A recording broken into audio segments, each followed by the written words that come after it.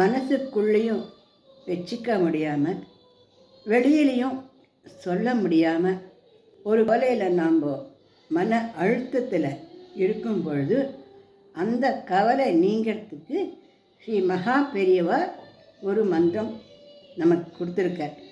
இந்த மந்திரத்துக்கு ஆச்சாரம், உபச்சாரம், குளிக்கிறது, முழுகிறது இதெல்லாம் ஒன்றும் வேண்டாம். ஆனால் பக்தியோடு சொல்லணும். ஒரு அமைதியான இடத்துல உட்காந்து கண்ணை மூடிட்டு சொல்லணும். இதை சொல்லிட்டு வந்தோம்னா ஒரு சில நாட்கள்லையே நம்ம மனசில் இருக்கக்கூடிய அந்த அழுத்தமான அந்த வேதனையான கவலை கண்டிப்பாக நீங்கும்.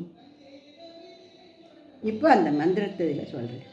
ஸ்ரீ மகா பெரியவா சொன்ன மகா மந்திரம்.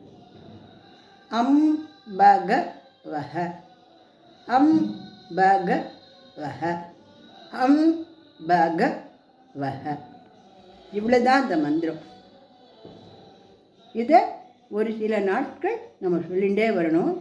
இந்த 3 வேர்டு சொல்லிச்சியும் வேறு எதை பற்றியும் நம்ம யோசனை பண்ணக்கூடாது. நம்ம கவலையை பற்றி கூட நம்ம கவலைப்படக்கூடாது.